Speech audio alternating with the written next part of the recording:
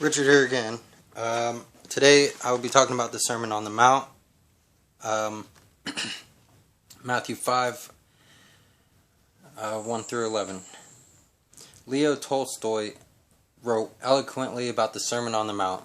The kingdom of God is within you.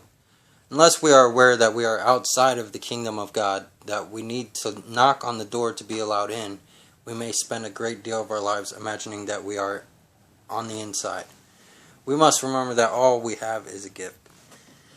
The first beatitude is one of poverty, and only if we live according to this beatitude can we enter into the kingdom of God. This beatitude has two aspects. First, there is the very clear fact that we possess nothing that we can keep, whether we want to or not. It is the discovery that I am nothing and that I have nothing. Nothing is ours, so how can anything be taken from us? Yet we are in possession of them.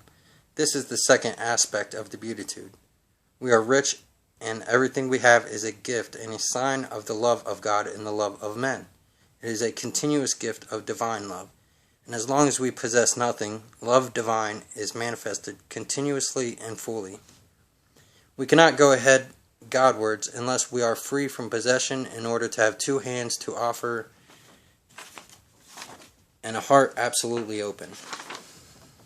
The gospel tells us that the kingdom of God is within us first of all. If we cannot find the kingdom of God within us, if we cannot meet God within, in the very depth of ourselves, our chances of meeting Him outside of ourselves are very remote. When Gagarin came back from space and made his remarkable statement that he never saw God in heaven, one of our priests in Moscow remarked, "If you have not seen Him on earth, you will never see Him in heaven." St. John Chrysostom said, "Find the door of your heart, you will discover it is the door of the kingdom of God." The Beatitudes revealed that what succeeds in the kingdom of heaven also benefits us most in this life here and now. The Sermon on the Mount did not help me improve, it simply revealed all the ways I had not. Philip Yancey wrote in The Jesus I Never Knew. The Sermon on the Mount. The Sermon on the Mount is the on-text of the character of God. Why should we love our enemies? Because our clement Father causes His sun to rise on the wicked and the good. Why store up treasures in heaven? Because the Father lives there and will lavishly reward us. Why live without fear and worry? Because the same God who clothes the lilies and the grass of the field has promised to take care of us. Why pray? If an earthly father gives his son bread or fish, how much more will the Father in heaven give good gifts to those who ask Him?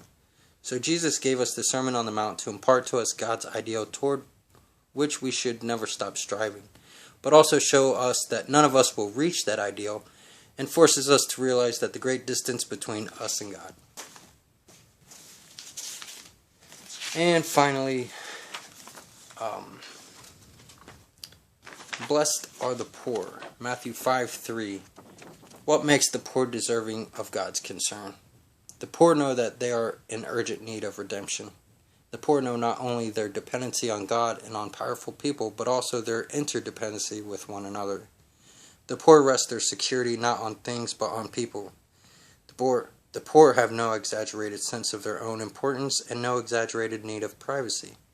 The poor expect little from competition and much from cooperation. The poor can distinguish between necessities and luxuries.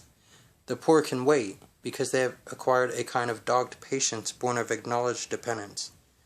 The fears of the poor are more realistic and less exaggerated because they already know that one can survive great suffering and want.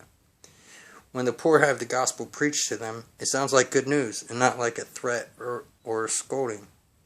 The poor can respond to the call of the gospel with a certain abandonment and uncomplicated totality because they have so little to lose and are ready for anything. In the text there, poor is actually literally means absolutely nothing. Blessed are those who have absolutely nothing, because then they are able to receive from God. And now, I don't mean to say that go out and sell everything you have just so you know what it's like to be poor, but it could just mean poor spiritually. Once you've reached that point, then basically you have no other place to go from there except to God and up from there. Which is very contradictory to the world. They have their own set of beatitudes. One I like to quote is this: blessed are those who complain a lot, because then they will get what they want. Anyways, that's it for today. So if you liked the video, push the like button. Leave me any comments down below on maybe how I could make the video better next time, or anything you would like me to make a video about. Thank you.